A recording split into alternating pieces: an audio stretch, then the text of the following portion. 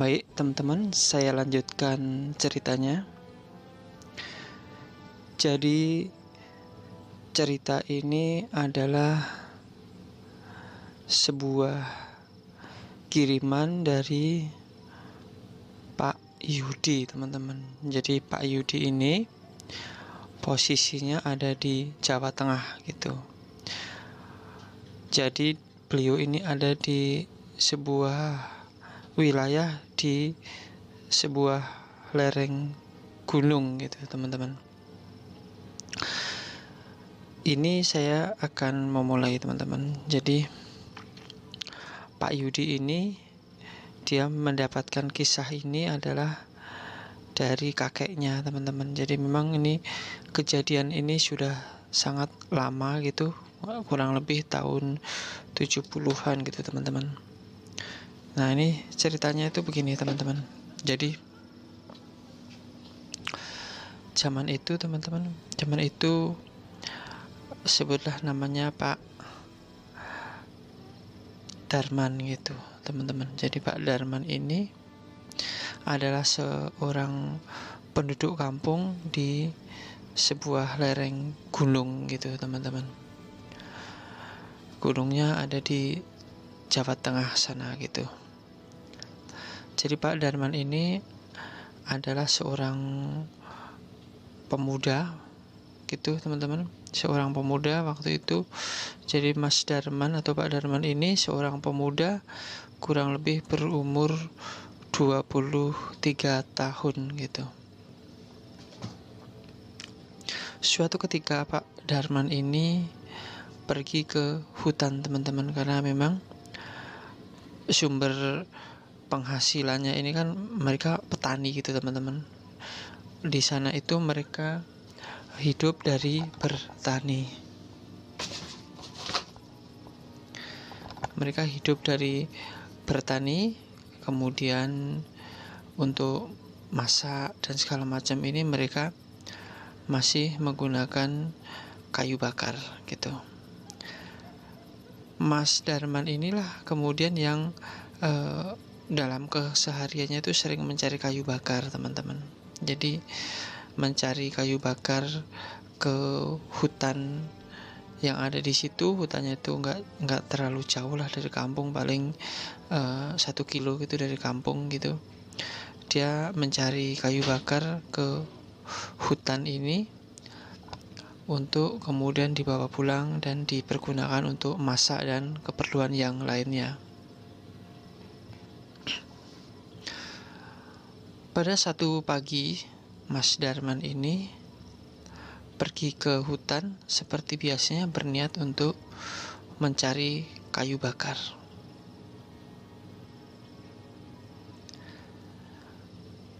Jadi sampai di hutan ini kurang lebih jam 9 pagi, teman-teman. Jadi ini jam 9 pagi mencari kayu di hutan. Tapi sebenarnya mencari kayu di hutan ini tadinya dia dengan temennya 3 orang, dengan Joko dan dengan Ismail, Mas Darman ini. Lalu Mas Darman ini sesampainya di hutan, teman-teman, dia berpisah dengan teman-temannya gitu. Dia berpisah ya mungkin dalam jarak beberapa ratus meter gitu, karena memang waktu itu kan niatnya untuk mengumpulkan kayu kering, kayu-kayu yang sudah jatuh gitu. Jadi di situ itu hutan ini, teman-teman, hutan pinus gitu ya. Ada hutan pinus banyak gitu. Lalu Mas Darman ini terus mencari kayu bakar, teman-teman. Setelah mencari kayu bakar, rupanya Mas Darman ini kayu yang didapatkan ini kurang, sehingga Mas Darman ini mencoba untuk masuk ke hutan gitu, teman-teman. Agak masuk. Dia masuk ke hutan ini nggak jauh, teman-teman. Paling hanya kurang lebih 300-400 meter untuk makin ke dalam gitu. Hutannya juga sebenarnya tidak terlalu rimbun atau lebat-lebat amat, teman-teman. Jadi masih nggak terlalu menakutkan lah hutannya itu. Jadi waktu itu karena ini kan di lereng gunung, jadi waktu itu tiba-tiba turun kabut. Nah, biasa di itu kan lokasi dingin, jadi biasanya pagi-pagi suka turun kabut gitu dari gunung, makanya orang di situ sudah biasa. Jadi dia melihat kayak ada kabut yang sangat tebal gitu teman-teman. Ada kabut yang sangat tebal bahkan sampai menghalangi pandangan dari Mas Darman. Jadi Mas Darman ini yang tadinya bisa melihat sampai puncak gunung pun bisa dilihat gitu, tiba-tiba saat ini jarak pandangnya ini sangat terbatas, hanya beberapa meter. Tapi Mas Darman nggak kaget karena ini sudah terbiasa lah di lereng gunung, kemudian terbiasa ada kabut-kabut seperti ini. Saat itu Mas Darman mencoba untuk tetap mencari kayu bakar, lalu terus maju ke depan gitu, karena dipikirnya ini belum hujan lah, nanti kalau hujan baru mungkin langsung pulang gitu teman-teman. Waktu itu tidak gerimis pun tidak gitu, cuman memang banyak kabut gitu. Lalu Mas Darman ini mencoba maju dalam jarak kurang lebih 200 meter. Tiba-tiba Mas Darman ini melihat setelah dia melewati kabut ini ada yang aneh teman-teman. Jadi Mas Darman ini seolah-olah melihat ada satu perkampungan. Jadi setelah dia keluar dari kabut ini, memasuki kabut ini, kemudian tiba-tiba muncul kayak perkampungan. Ini Mas Darman ini heran gitu. Kayaknya nggak ada perkampungan di sini. Dia hampir tiap hari lah ke hutan ini, dan ini tidak ada perkampungan di sini. Ada memang perkampungan tapi jauh ke atas sana gitu, yang benar-benar di lereng gunung gitu. Jadi ini hutan ini kan bukan hutan lebat, jadi di beberapa kilometer ke depan tuh malah masih ada kampung yang benar-benar di lereng gunung gitu. Lalu Mas Darman ini agak bingung, ini kampung apa gitu. Kemudian Mas Darman terus masuk gitu. Tiba-tiba Mas Darman ini ditegur oleh beberapa orang gitu, kemudian ditanya macam-macam, dan ini pembicaraannya ini hangat teman-teman. Jadi mereka terlihat sangat akrab gitu ujungnya, sampai kemudian Mas Darman ini diajak mampir oleh salah seorang penduduk yang ada di desa itu. Penduduk ini memperkenalkan dirinya, namanya Rifai gitu. Jadi Pak Rifai ini akhirnya mengenalkan keluarganya kepada Mas Darman. Nah, Pak Rifai ini mempunyai satu orang anak gadis namanya Siti. Lalu Mas Darman ini tanpa terasa ini kayaknya kerasan gitu, bahkan oleh Pak Rifai ini Mas Darman ini diminta untuk menginap karena waktu itu sudah sore gitu. Jadi Mas Darman juga heran, ini kayaknya tadi berangkat masih pagi kok tiba-tiba udah sore gitu teman-teman. Jadi mereka waktu ngeliat jam di dinding juga ternyata kok sudah sore gitu. Kemudian waktu itu Mas Darman mencoba untuk berdamai dengan hatinya. Jadi yang tadinya ketakutan Mas Darman mencoba untuk tidak takut. Lalu terjadilah obrolan antara Mas Darman, Pak Rifai, dan Siti gitu. Ngobrol, mereka itu baik gitu. Bahkan katanya sore itu tetangga-tetangga juga keluar, kemudian ngobrol-ngobrol dengan Mas Darman. gitu teman-teman, ngobrol-ngobrol dengan Mas Darman, kemudian tetangga-tetangga juga pada mengeluarkan makanan gitu. Lalu ada hal yang aneh teman-teman, Pak Rifai lalu memberikan nasihat kepada Mas Darman, kamu kalau kesini, kalau ada tetangga yang pengen kasih makanan dan minuman, tolong kamu tolak saja, bilang saja makanan kamu beda gitu. Nah dari situ dia agak Mas Darman ini agak heran teman-teman, kenapa harus begitu gitu. Akhirnya Pak Rifai ini setelah berdehem beberapa kali akhirnya menjelaskan bahwa saat ini Mas Darman sedang berada di alam gaib atau alam jin gitu teman-teman. Sebenarnya saat itu Mas Darman sudah kaget, takut gitu teman-teman. Cuman kemudian Pak Rifai bilang, kamu jangan takut, kita memang bangsa jin, tapi kita ini bukan dari golongan jin yang jahat, kita dari golongan jin yang senang bersahabat dengan manusia. Akhirnya Mas Darman ini menjadi tidak takut lagi dan terus mengobrol dengan Pak Rifai dan Siti. Malam terus berlanjut, bahkan akhirnya tiba waktu pagi dan Mas Darman ini oleh Pak Rifai dianggap seperti anak. Udah kamu kalau mau keluar masuk ke sini alam ini nggak apa-apa, udah kamu misalnya pengen tinggal lebih lama di sini juga tidak apa-apa gitu kata Pak Rifai.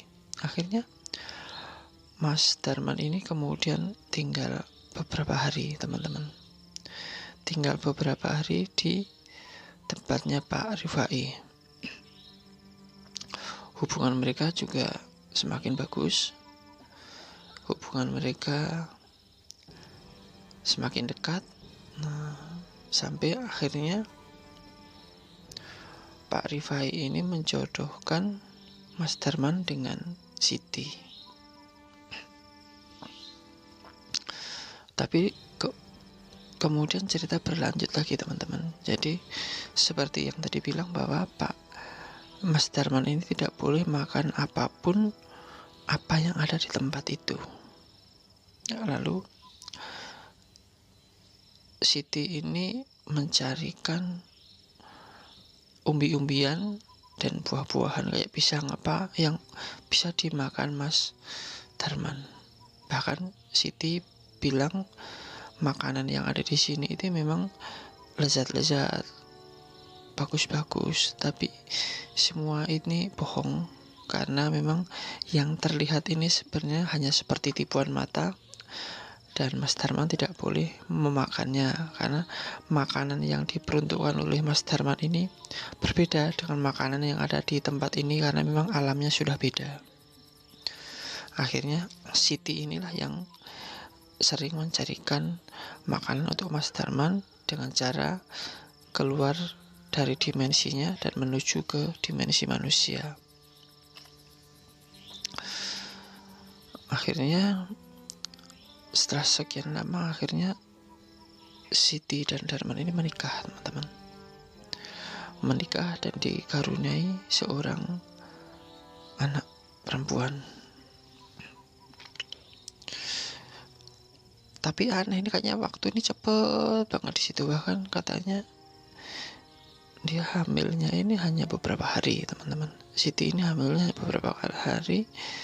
Kemudian setelah sekian lama kemudian hamil lagi anak yang kedua, yang tadi laki-laki, yang kedua ini anak perempuan. Kemudian beberapa saat lagi hamil lagi anak laki-laki lagi. Jadi punya 3 anak, yang 2 laki-laki, yang 1 perempuan. Mas Darman ini dengan Siti. Jadi di alam itu kata Mas Darman hanya sekitar 3 minggu. 3 minggu di alam itu, teman-teman. Pada satu kesempatan Mas Darman ini lalu pengen untuk pulang ke kampungnya. Lalu dengan bacaan tertentu, dengan mantra-mantra tertentu, Mas Darman ini sudah diberikan semacam mantra untuk dia bisa pulang pergi ke alam jin ini. Kemudian Mas Darman sampailah ke keluarganya, teman-teman. Saat itu keluarganya begitu kaget, begitu heran dan histeris. Kenapa? Karena Mas Darman yang kata mereka sudah pergi lebih dari 4 tahun ini bisa pulang lagi dalam keadaan sehat. Mas Darman ini katanya hanya beberapa hari gitu, nggak nyampe berbulan-bulan gitu, ternyata hilangnya sudah 4 tahun, teman-teman. Kemudian Mas Darman ini menceritakan pada keluarganya apa yang dialaminya, bahwa dia sudah mempunyai 3 anak dan dia memang mengakui menikah di alam jin. Kemudian Mas Darman ini lalu meminta izin kepada orang tuanya, dan orang tuanya ini pun kemudian dengan berat hati ya memang mengizinkan, karena apalagi Mas Darman cerita bahwa dia sudah punya anak. Nah, dari situlah teman-teman akhirnya Mas Darman ini sering pergi untuk mengunjungi anak istrinya. Mas Darman bilang hanya beberapa hari, tapi ternyata ini berbulan-bulan, teman-teman, atau bahkan pernah sampai tahunan Mas Darman ini nggak pulang, teman-teman. Mas Darman ini setelah kejadian yang kedua pulang, ternyata bapaknya sudah meninggal, teman-teman. Jadi menurut Mas Darman hanya 1 minggu, tapi ternyata sudah bertahun-tahun dan ternyata bapaknya sudah meninggal. Kemudian Mas Darman ini kembali ke alam jin, dan di situ Mas Darman lalu berkata dengan mertuanya dan istrinya tentang kejadian yang dialaminya ini. Dan mereka membenarkan, teman-teman, karena memang terjadi perbedaan waktu antara alam jin dan alam manusia.